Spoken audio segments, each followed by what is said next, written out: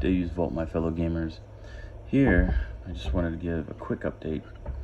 If you remember Deadzone 3.0, you get 2 face plates to a little kiosk deal.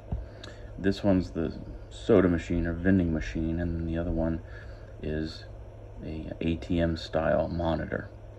So with this, you can either choose one or the other and then use the cabinet that it comes with. They don't give you 2 cabinets, but what you can do is you can make cabinets out of plastic card. Okay, just normal plastic card. This isn't very thick stuff, but still it's pretty thick. You can make custom bases and stuff with it, or anything, buildings, whatever, or cabinets for vending machines. So here you can see the joints. Here you can see a little raised joint, which that just takes some shaving off, which is no problem. You can get it with your trusty old X-Acto knife or just sandpaper it. But here, what I did is I just took this cabinet facing because I didn't want to use this inside lip. Let's get a pointer here. This inside lip, it's all the way around it, the inside here too, and that's the cabinet thickness that they give you inside the box set. It's this thick, and you just insert the thing, glue it all together, and it's all happy. But what I wanted was a flush outside, just something kind of level, right? So it would look better. So all I did is I took my pieces here, 1, 2, 3, 4. Now one of them turned out wonky. It was a bit too long, I believe, a bit too short. No, a bit too short. So I cut that in half and it became the top. Not in half, but I cut a piece off and it became the top.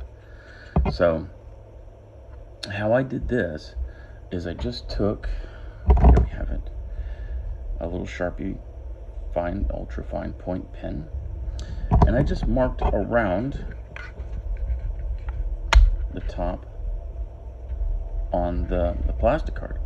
Once I had my lines drawn up, I took my X-Acto and I laid it real flat on it, so it makes a straighter line. If you do it up on a tip, you have the tendency to move.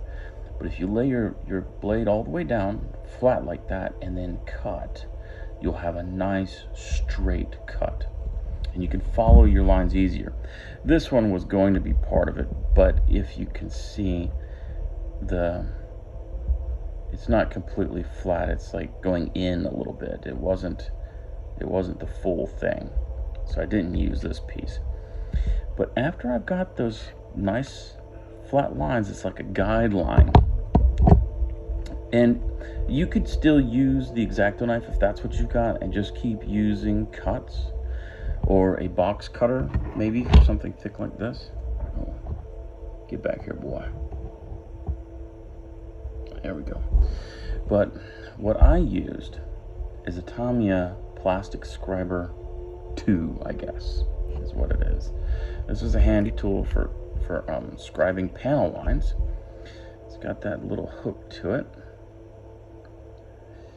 and it digs a pretty good line out. It just gouges the material, and you would want that erring on the outside of the line, so more on the outside, because it's going to dig. See how thick that tool is? It's going to dig a line that thick out of your material, out of your plastic. So you're going to gouge that. It only takes like really 1 or 2 good gouges, and then you can go back with the X-Acto, do a final cut, and then you can break the piece off, bend it back and forth. And then what you do, I've got some sandpaper here, old 400 X Fine finishes. Okay, so fine, pretty fine grit there. It's not as fine as these Stevens sanding sticks. This is for real good. This is 800 grit, so it's 400. It's half half as smooth as that one, but it still does a good job. And you can see all my lines there because what I would do is I'd lay this flat on my table and I'd put down the cut edge and I would run it back and forth, back and forth, back and forth, and get it smooth. And you want to take your X-Acto knife after you get your piece smooth and run around both edges and just get that burr off. Once that's cleaned up, you'll have an excellent sharp edge, basically. And I just really took Tamiya extra thin cement and I lined the edge where it was going to be glued on and just stuck it right on.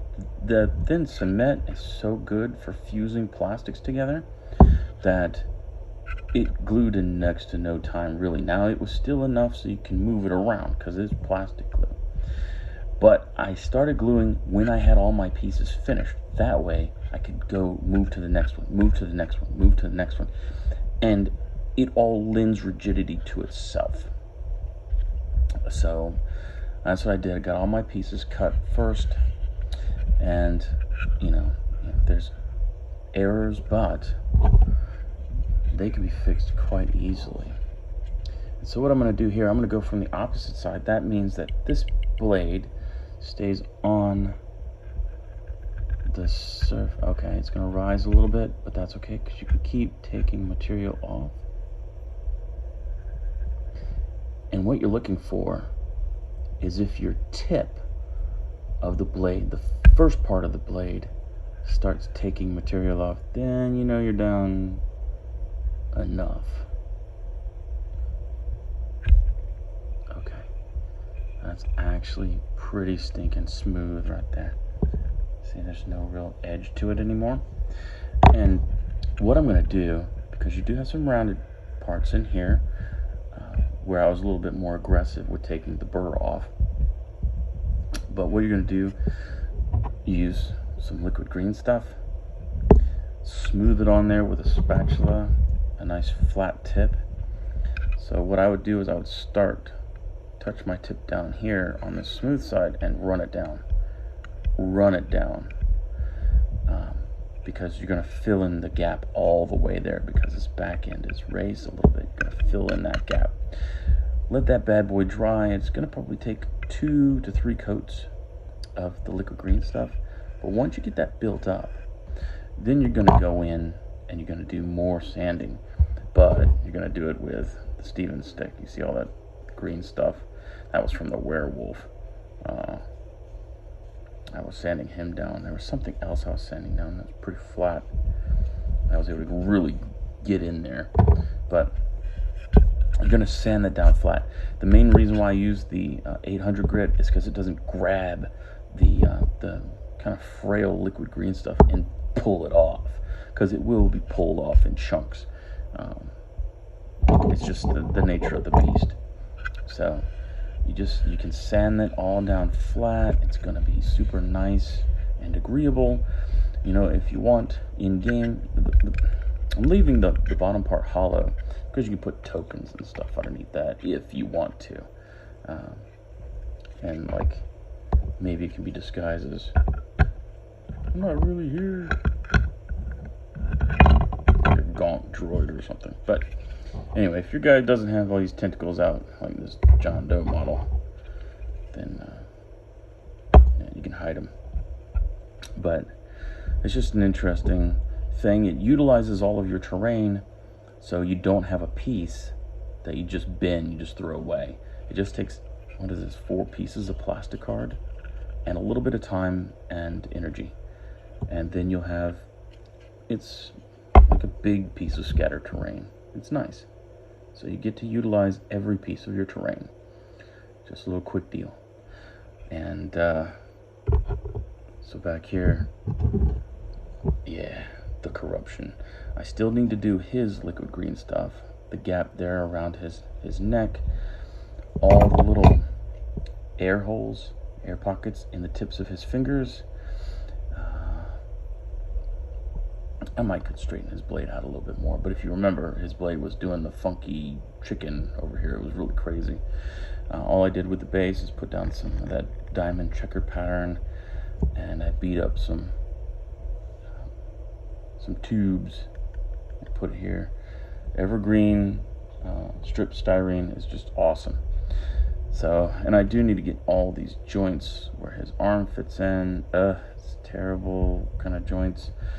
I do have to grant to this model that the mold lines are negligible.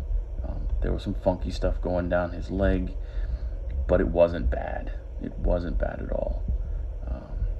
And I need to find something to fill it. It just needs filling here. I need to find something to do that with. So, but anyway, it's a cool model. He's mostly leg. His arms are proportionally short. It's just like his gluteus maximus. Anyway, he's a cool model. We're gonna get him done pretty soon and get him in with the plague. But I hope you guys, take some initiative and get the most out of these very expensive terrain sets that you buy, and use all of it. All right, well, take it easy. Carry your lays on.